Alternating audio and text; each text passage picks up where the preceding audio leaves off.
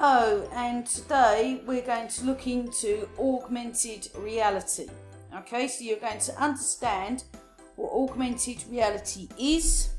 You're going to describe the ethical issues surrounding AR. Now, you're probably thinking you know what it is or don't know what it is, but we're going to look into some interesting points about augmented reality.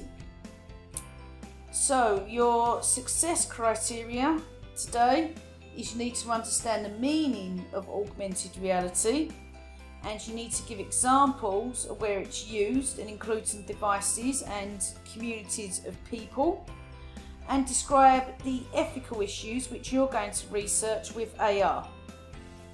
So, what does augmented mean? Well, it means having been made greater in size or value. Okay, but in a computer science instance, okay, to augment something means to make it larger, stronger, or more effective by adding something to it. Okay, so if you think about games such as Pokemon Go, okay, so what you're seeing is normal reality. You're seeing the streets as normal, everything is normal, but what appears is a Pokemon to make it more excitable. Or when you post pictures, for example, on Instagram, and you include those filters, to make your skin look clearer. Or some people add the animal filters, like to give themselves, dog's ears and nose and things like that. Well, what you're doing is you're adding something to it to make it more effective. Okay? So, what is augmented reality? Now, here's some examples that you can see on pictures here that you may recognise. So, although AR is being presented as an emerging technology, it's fast becoming a current technology. But what we don't say anymore is we don't really say future technologies, because basically the future is here. And most of these technologies are being used, but they're being improved year in and year out, and they're being, introduced in more devices, different communities of people, and different instances in our lives. So, for example, our home, education, and so on. So, and then what happens is they just become, they evolve. So they become bigger, they become better, they become more part of our everyday lives. And then when you think back to about 5 years ago, you just think, well, how did I ever cope without this technology? So now AR's been around for many years, and it can be traced back to the 1990s when it was used in fighter aircraft. So we've got an aircraft here, this is a fighter jet, and as you can see here, there's an overlay on the screen to give details about longitude and latitude and altitude really. So it's just basically an overlay on the screen of information. So just the same as the Pokemon game here, you can see this is the reality, this is where people are, but there's been Pokemon added. So continuing with what augmented reality is now. In 2009, so it went from the 1990s, and in 2009, what they did was they fused a number of technologies, so like a camera, a small projector, a smartphone, and a mirror, for example. And then what they did was they hung these devices around their necks, and then it projected, so as you can see all the icons here, the imagery, and using the sensors attached to the user's fingers, they could basically move these images around. And they could make these images bigger or smaller, and maybe get more information from them. Okay, so that's what they did. So that's how it became augmented reality, because you can see here that the person doesn't have a headset on. They don't have a VR headset. So what they've done is they've just created a filter or an overlay on reality. Now, augmented reality basically, as I said, enhances real life, and it just creates a filter over your reality. Now, there's an example of where AR is used. Okay, so you'll be surprised at where it is actually used. Now, retail sites such as Wayfair sell many different types of things for the home, such as furniture, mirrors that could be put on walls, pictures and tables and so on. And then what they do is that you can actually download an app on your mobile phone, and you can take the item that you want and you can place it in your lounge or any part of your home. So they've used AR basically as a selling point. Sorry, I keep losing my mouse. As a selling point. So if you're like, oh, okay, I really like that mirror, but how would it look on my wall? You can actually use the app to see what it would look like. IKEA have been doing the same thing. Okay, so what IKEA's done is that you can buy furniture, and again, you can use the app to put it into your living room. You can see some people are making a bit of a joke here. And you can put the furniture in your living room and see what it looks like. Then we've got games such as Pokemon Go. Filters on Instagram. Okay, so Instagram use AR all the time. Driving, they're actually looking into using AR on your windscreen in your car, so you can see things like the weather, the miles per hour that you're going. A sat nav can be placed onto your windscreen, so you've got an overlay for the driver. But there are many discussions going on about this because they believe that AR may be a distraction to the driver and they won't fully concentrate on the road. And now Google Maps has got an AR overlay. So for example, when you use Google Maps and it tells you where to go, as you know, you don't really see the street and what the street actually looks like. So it tells you what directions to walk in. So what Google Maps has done now is that they're using your camera on your phone as the reality, and then they're just going to do an overlay of directions. Okay, so you know what directions to go into. Right, next form of AR, which actually failed and is now in a museum of failure, and yes, there is a museum of failure actually in Europe, was Google Glass. Now, they believed that Google Glass was going to be the future, that it was going to be part of everyone's everyday life, and people are not going to be able to function without Google Glass. But Google Glass came with many problems. Now, what Google Glass did was it rolled out in 2013. I've personally never seen Google Glass. I've never used it. I've never had one in front of me.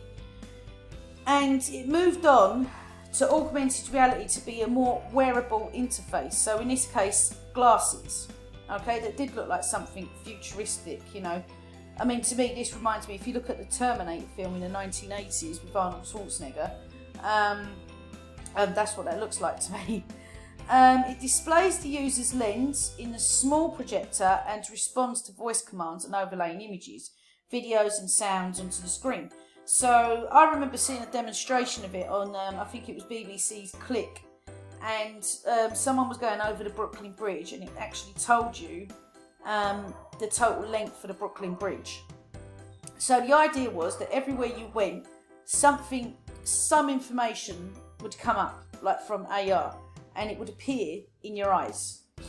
Now, there was many problems with it. So, for example, I think people said that the glasses were fairly heavy to wear. There wasn't many different styles, and they did just simply take over your face. You know, you're wearing them all the time. And also, the battery lasted, I think, 30 minutes, but took several hours to recharge. Because I think they also pilot tested them in the Amazon warehouse. Now, basically, the project did fail. Okay, just because it's Google doesn't mean to say Google is not, you know, susceptible to not failing. And they pulled the project at the end of December 2015. And I've got all this information here from livescience.com. So, AR used in our lives. Now, the world around us, how can we use AR? Okay, so it is in part of our everyday lives. Well, basically, in the world around us, you can point your camera or tablet or phone, okay, to the sky at night. Here's an example. and you can see the names of the stars and the planets, and they're superimposed on an image. Okay, as well as obviously your Instagram filters on social media. So this is an example here of an app called Starwalk 2, and there is actually a Starwalk for children. So you can download it from Google Play, and you can point it to the night sky. So this might be something you might want to do out in your back garden during isolation, and you can look at all the stars in the sky, and it will tell you where all the different stars are, like the Big Dipper, for example, and the Bear. And here's the example for children. Okay, so there is one for children. In education, AR apps. I've recommended a couple to the school. So AR apps are used to superimpose images, like for example, on parts of the body, and teach small children the alphabet. So here we are. You can see there's one where the horse comes out of the book to make the story more interesting. In science, you can actually see a superimposed images of the organs in the body, and sometimes they're used in lessons, like lessons to make things more interesting, like you can see the planets, for example, in orbit. In the home, okay, there's apps, as I said, that retail have made available. And also apps to show what furnishings would look like in your home, or help you design something in your home. So here we are, this is an app here to help you design, say for example, a room in your house. This one here, it uses AR for you to turn up and down the lights, control your heating system and things like that. So it actually, there's loads and loads of apps that actually can help you control, the heating system in your home, the lights in your home, when you can turn your hot water on or off. But this AR one just makes things easier, because you can see these slides here go up and down in different parts of your home. And obviously, as I said, there's plenty of retailers like Wayfair and IKEA that show you what furniture can look like in your house. Now, emergency services. So AR has actually been put into emergency services as well as medicine. Okay, so now AR has been used to train firefighters and police officers in different, life-threatening situations. And AR has also been used to train doctors in medicine. So when these doctors are at university, because they've all got trained somewhere, obviously, AR and VR, virtual reality, has been used to help these doctors in certain situations, so they would have experienced them before. So here's some examples, like for example, a firefighter would be able to see how quick a fire can spread, where it can spread, where it's more likely to spread, to keep them out of danger. So it's actually been used as a second set of eyes. Okay. Now, obviously, keeping our emergency service people safe is very, very important. So AR is used to help that. So, for example, for the police, and also the police when they're actually driving and maybe chasing criminals in cars. Right, so what you're going to do now is I want you to research and discuss the future of AR. Okay? You can watch videos, you can read articles, you can research anywhere you like. So, for example, will phones and tablets be the only technology that AR will be used? Okay? Used on, sorry, not used on, used on. So will there be glasses? Will there be contact lenses, for example? How will AR benefit people with disabilities such as sight loss? Okay? And what are the ethical issues with AR? So look into the ethical issues with AR. So for example, will AR help maybe increase crime? What about people's data privacy? Okay, will you be able to walk down the street, for example, and see everything about a person? Think about all those things. Okay, I'd like you to complete your work on a Google Doc and submit it as an assignment on Google Classrooms. Very best of luck. Thank you very much.